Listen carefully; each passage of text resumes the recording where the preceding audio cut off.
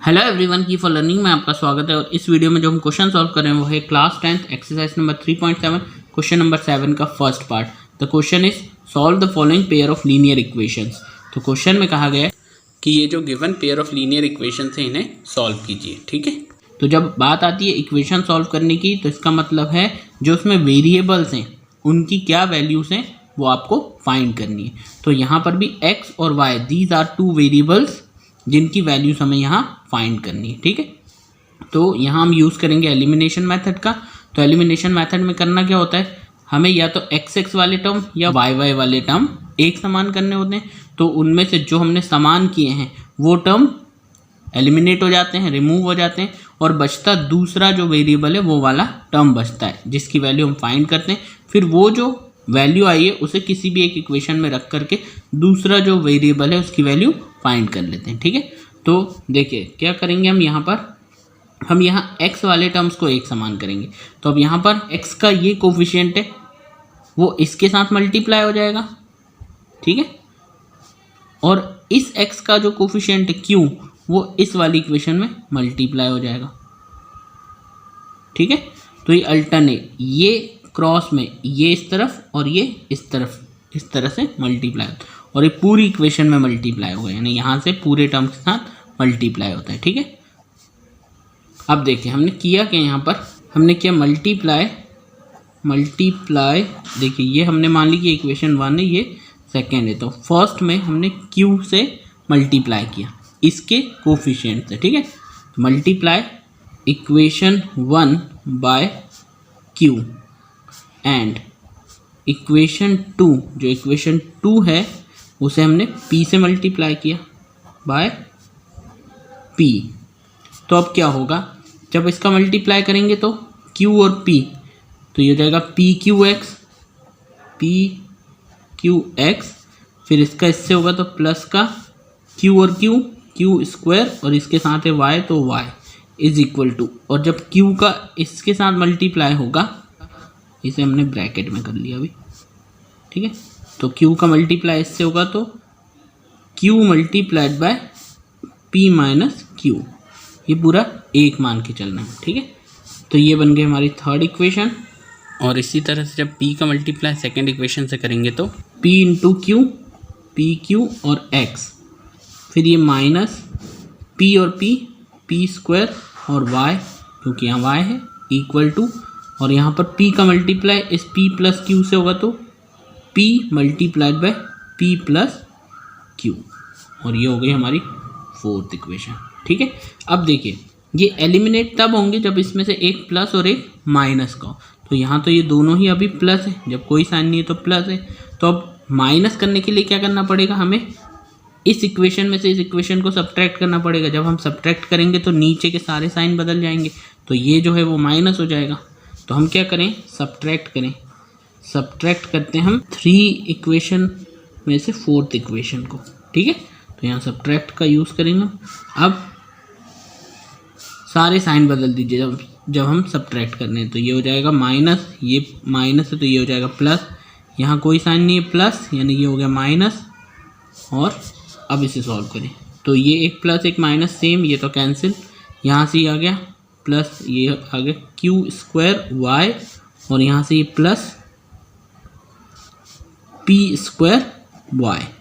ठीक है, is equal to, और यहाँ से ये पूरा q in bracket p minus q, और नीचे से बच रहा है माइनस, और ये पूरा के पूरा माइनस p, और ब्रैकेट के अंदर p प्लस q। ठीक है, अब देखिए यहाँ से y तो कॉमन आ जाएगा, तो यहाँ बचेगा क्या, q square plus p square, और हमने y बाहर कॉमन निकाल लिया, इज इक्वल टू, अब यहाँ से इसका मल्टीप्लाई इससे भी और इससे भी कर दीजिए, तो q और p q, फिर ये हो गया माइनस q और q स्क्वायर, माइनस से बाहर मल्टीप्लाई करेंगे तो साइन बदल जाएंगे, माइनस p और p square, minus plus minus p और q ठीक है, अब देखिए ये प्लस का pq और ये माइनस का pq, ये तो कैंसिल हो गया। और आगे सॉल्व करें इसे तो देखिए ये हो गया q square plus p square y is equal to, यहाँ से क्या बचा है माइनस का q स्क्वायर माइनस का पी स्क्वायर। ठीक है, अब आप इसको नीचे भेज दीजिए तो ये हो जाएगा, यहाँ बचेगा y इज इक्वल टू, ये चले आएगा इधर तो माइनस का क्यू स्क्वायर माइनस का पी स्क्वायर अपॉन, और ये पूरा नीचे चला गया तो Q square plus P square. ठीक है, सिर्फ y रह गया।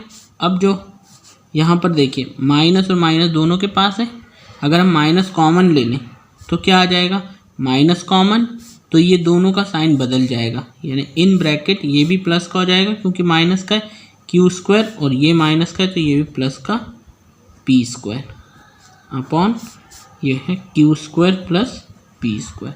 ठीक है, अब देखिए ये बिल्कुल सेम है। ठीक है, इसीलिए कैंसिल हो गया 1 टाइम्स, यानी -1, ये हमारी क्या वैल्यू आई, y की।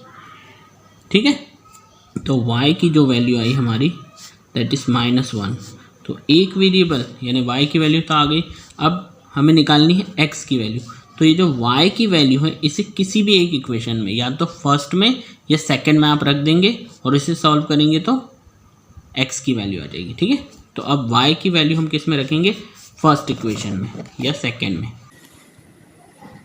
तो हम रख रहे हैं फर्स्ट में, तो ये जो इक्वेशन है इसमें वैल्यू रखेंगे, क्या है, p x plus q y is equal to p minus q, इसमें रखते हैं। ठीक है,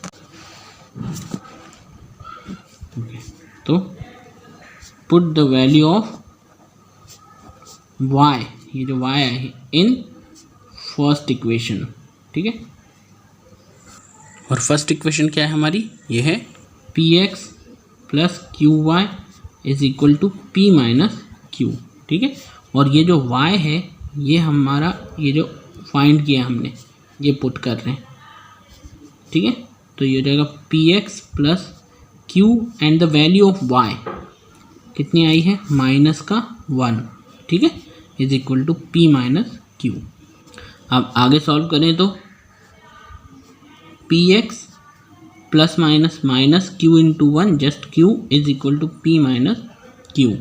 ठीक है, और अब क्यू वाले को उधर कर दीजिए, ये जो क्यू वाला टर्म है ये माइनस का उधर जाके प्लस का हो जाएगा, तो ये हो जाएगा p x is equal to p minus q, और ये इधर गया तो प्लस का क्यू। अब देखिए क्यू से क्यू, एक माइनस का एक प्लस का, ये कैंसिल हो गया।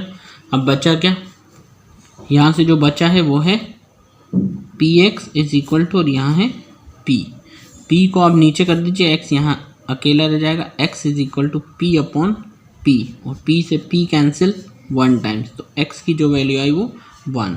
ठीक है, तो ये दूसरी वैल्यू, तो एक्स ये हमारा एक वेरिएबल था, तो एक वैल्यू था एक्स इज इक्वल टू 1, और एक जो हमारा है y की value y is equal to -1। यही दोनों हमारे क्या है, आंसर है। ठीक है, यही हमें फाइंड करना था, ये दोनों हमारे आंसर हो गए। होपफुली आपको समझ आया होगा। Thank you very much for watching.